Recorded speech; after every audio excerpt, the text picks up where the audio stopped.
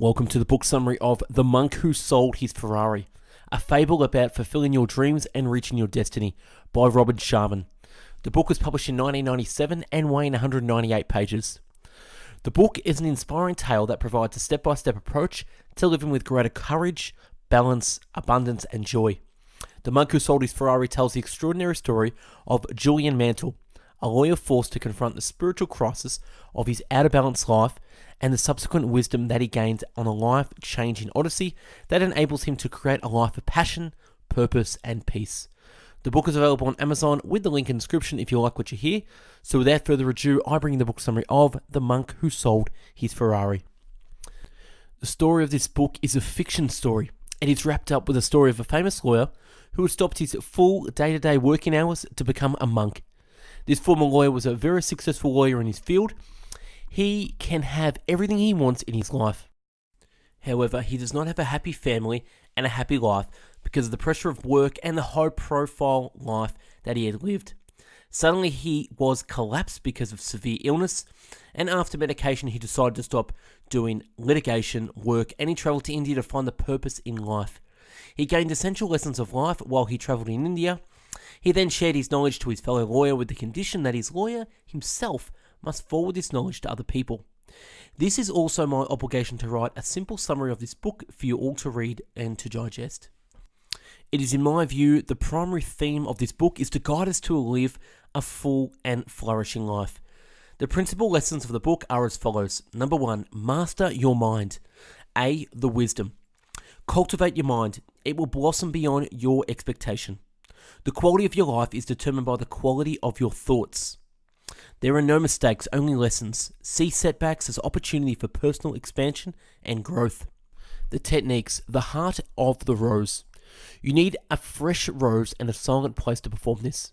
Start to stare at the center of the rose, its heart. Notice its color, texture, and design. Savor its fragrance and think only about the wonderful object in front of you. At first, your mind will wander away. This is a sign of an untrained mind. However, you need not to worry. Return your mind to the object of your focus. It gets better with daily practice. Soon your mind will grow strong and disciplined. Spend 10, 15, or even 20 minutes daily to perform this technique. And number 2, opposition thinking. When an undesirable thought occupies the focal point of your mind, immediately replace it with an uplifting one. It's as if your mind is a giant slide projector, with every thought in your mind being a slide. Whenever a negative slide comes up on the screen, take swift action and replace it with a positive one. The secret of the lake. This technique was applied by the sages. The sages would look into the waters of the still lake and envision their dreams becoming a reality. It is also similar to visualization. Everything is created twice, first in the mind and then it is realized in physical form. We can visualize everything that we want to be, do, or have. End quote. The secret of happiness is simple. Find out what you truly love to do and then direct all your energy towards doing it. Once you do this, abundance flows into your life and all your desires are filled with ease and grace. And number 2, follow your purpose. The wisdom. The purpose of life is a life of purpose. Discovering and then realizing your life work brings lasting fulfillment. Set clearly defined personal, professional, and spiritual goals, and then have the courage to act on them. The techniques. The power of self-examination. Know your goals. Write it down on paper. Goals are not written down are not goals at all. The 5-step method for attaining goals. Step 1 is to have a clear vision of your outcome. Step 2 is to create positive pressure to keep you inspired. The 3rd step is a simple one. Never set a goal without attaching a timeline to it. And step 4 is sustain with your goal for 21 days. After you do your daily activities for 21 days non-stop, then it will become your habit. Step 5 is to enjoy the process. And quote, never forget the importance of living with unbridled exhilaration. Never neglect to see the exquisite beauty in all living things. Today in this very moment is a gift. Stay focused on your purpose. The universe will take care of everything else. And chapter 3, practice Kaizen.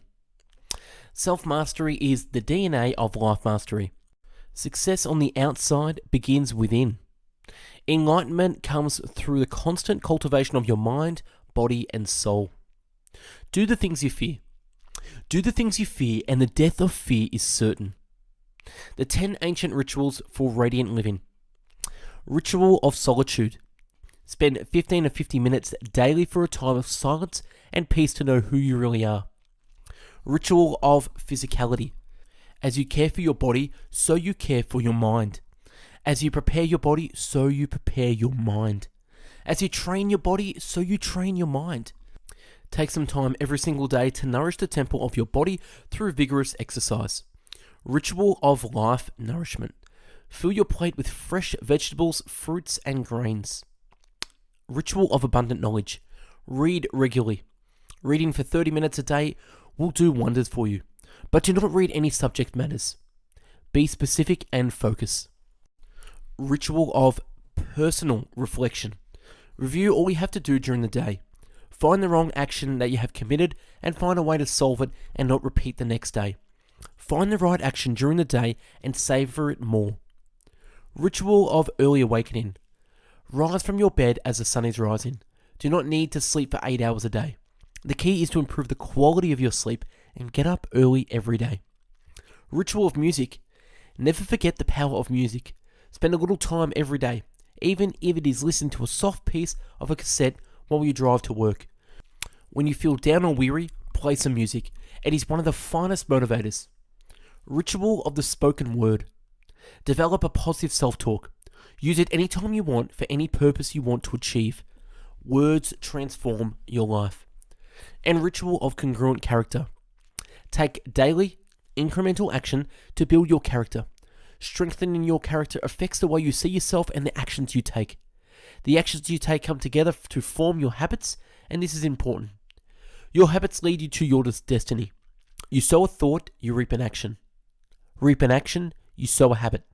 Sow a habit, you reap a character.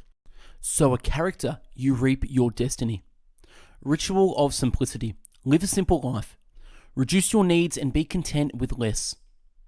The universe favors the brave. When you resolve to lift your life to its highest level, the strength of your soul will guide you to a magical place with magnificent treasures. And chapter 4, live with discipline. Discipline is built by consistently performing small acts of courage. The more you nurture the embryo of self-discipline, the more it will mature. Willpower is the essential virtue of a fully actualized life. Mantras, creative envisioning. Repeat this at least 30 times a day. I am more than I appear. All the world's strength and power rest inside me. See yourself as a disciplined, firm person, fully in control of your mind, your body, and your spirit. Picture yourself acting as Gandhi or Mother Teresa might act in a challenging situation. The vow of silence. Spend some time or a full day in silence, except to answer a direct question. When you can hold your tongue, you can increase the control of your body. Wage war against the weaker thoughts that you have crept into the palace of your mind. They will see that they are unwanted and leave like unwelcome visitors. And chapter 5, respect your time. Time is your most precious commodity and it's non-renewable. Focus on your priorities and maintain balance. Simplify your life. The ancient rule of 20. The ancient rule is similar to the 80-20 concept that says 20% of activities give 80% of the result. Furthermore, 80% of our activities only give 20% of the result.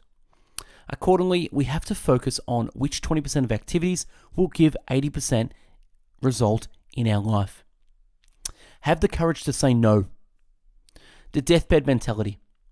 Live every day as is your last. Imagine waking up every day and asking yourself the simple question, what would I do today if it was my last?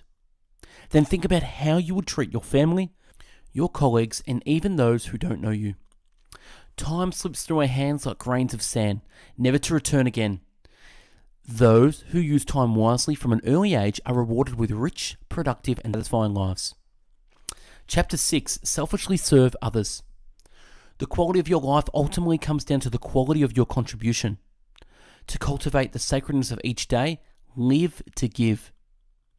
By elevating the lives of others, your life reaches its highest dimensions. Practice daily acts of kindness. Give to those who ask, and cultivate richer relationships. The noblest thing you can do is to give to others. Start focusing on your highest purpose. And chapter 7, embrace the present. Live in the now, savor the gift of the present. Never sacrifice happiness for achievement, and savor the journey and live each day as your last.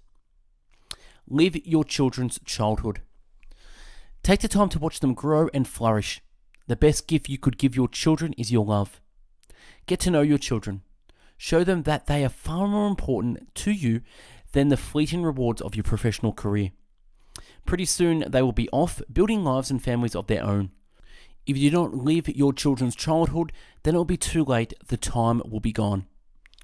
Practice gratitude. Count your blessings every time you wake up and be destiny.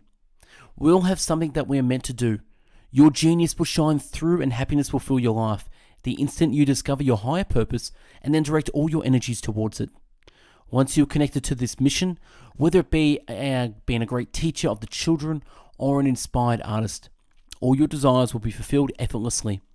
Simply follow the path of your dreams in full expectation of the bounty that is certain to follow. This will bring you to your divine destination. We are all here for some special reason. Stop being a prisoner of your past. Become an architect of your future. And that's a wrap on The Monk Who Sold His Ferrari by Robin Sharma. Subscribe to our channel for future video book summaries and follow us on Instagram, #BestBookBits. The summary is from the website eddieleaks.com. Watch previous video book summaries on our channel. And if you like the video and want to buy the book, click the link in the video description to purchase from Amazon. Thanks for watching, and I hope you learned a thing or two. Have a great day.